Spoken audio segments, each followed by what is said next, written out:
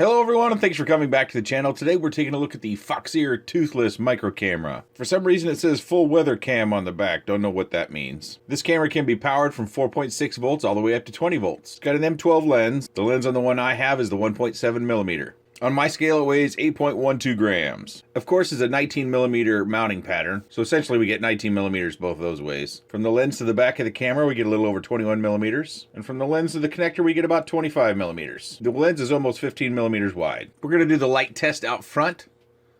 I got my little black cloth out, and I'm doing the various distance light test where I cover the lens, and sometimes I have it a foot out from the lens, and sometimes as long as my arm will go away from the lens, and then I pull it off and we get to see how quickly the camera transitions when it goes from dark to light or from the direct light to not so direct light. We do that a few times. I did it out front for no particular reason other than just a change of pace. I thought maybe we should see the front of the yard. Also, the sun is relatively low. I get to use the eave of the garage as my little test here to kind of just physically move the camera in and out of the sunlight. That's something else that I've done. I haven't heard any comments about other tests that should be done for light exposure handling from what I've been doing. So if you have other suggestions, other things you'd like to see, please let me know down in the comment section, and I will surely do that.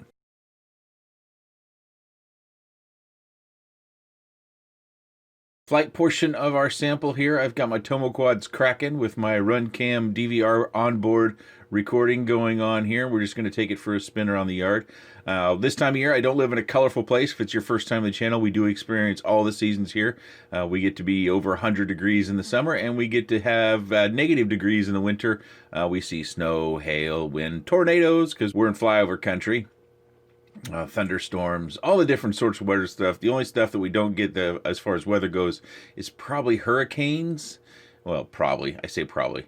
I'm thinking that hurricanes is probably the only thing that we don't experience here in the Midwest. There might be something else out there that I'm not thinking of, but so we take it for a spin around the cul-de-sac here. We got to look at those red cars. I always like to show the red because it's something that I've noticed in cameras can be quite a different shade. Blue is the other one. Of course, we get plenty of blue sky. It's pretty clear.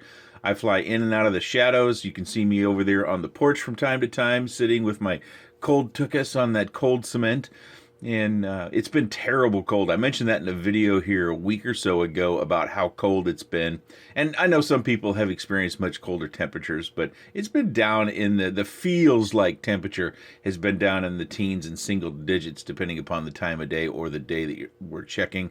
We've had a few snowstorms kick through. Obviously nothing has stuck for very long. It's typically warmed back up into the 40s to where it will melt off.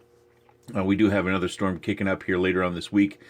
Supposedly, we'll never, weather is one of those things that they have all these computer models, but it always seems to have a huge variable, or at least from the time that I hear about the weather to when that weather hits, it seems to change to where that previous prediction isn't so accurate. But we cruise around the cul-de-sac here a fair bit, and we're going to go up to my neighbor's house, which is a house I like to use. They have lots of straight lines we can get the camera in so you can judge fisheye or distortions of any sort. We also have the shingles on the top of the house. That's a good test for contrast and sharpness. Those two things, the shingles seem to really kind of hit those two things, or any sort of shimmer that you might get. When I show the neighbor's house, I think that's something that I have heard comments on, is that you do want to see those shingles. That particular shingle type they have seems to show something that some of you are looking for. Of course, we've been flying in and out of the shadows to get a good idea of the image change, how it handles those shadows, whether you're in it or going into it, whether you can see in it or see out of it. And we just kind of cruise around. If anyone's curious, this is a 1304 5000 kV 2.5-inch quad. I mentioned it previously, the TomoQuads Kraken. It's not a light quad, but I use it because it's very, very reliable, and it gave me the space that I needed in a micro, because I like micros, to fit that extra DVR in there so I can get the onboard recording. We don't have the VTX breakup. So we're recording straight from the camera, and that's about as close as I can get to our reality of what we would see in the goggles.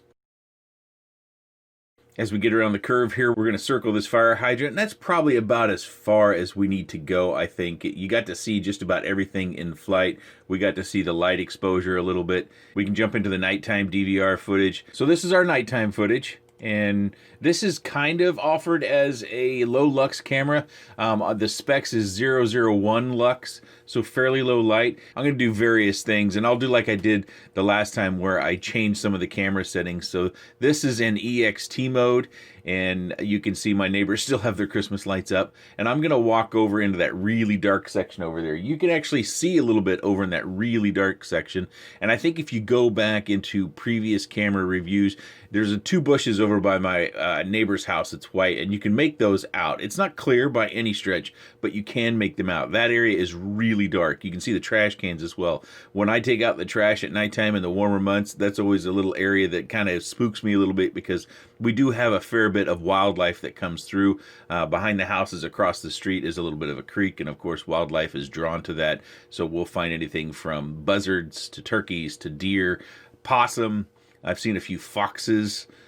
So we have various wildlife that come through. When it's really dark and you've got open-toed shoes on, it's like, oh geez, I hope nothing's back here. But this is that section where I'm going through the different modes to test them. The camera has a lot of different settings that we can tweak out. And one of the reasons why I don't tweak out all the different little settings is that's kind of an endless rabbit hole, that if I were to start to go down changing the default settings, it really would never end, and I don't think too many people would benefit from it in reality. I think there's some of you out there that really know what settings you're looking for, and you kind of have a pretty good idea of how far you can change those settings. So those of you that are looking for those settings, when we go through the camera settings here next, you'll be able to look to make sure it has the settings you're looking for in order to make the changes that you're wanting to. Of course, it's got normal settings like contrast, brightness, and sharpness. You can change all those settings. I've had people talk to me about ISO settings, and I don't think I've seen ISO settings in the cameras that I've reviewed, or I'm just missing it.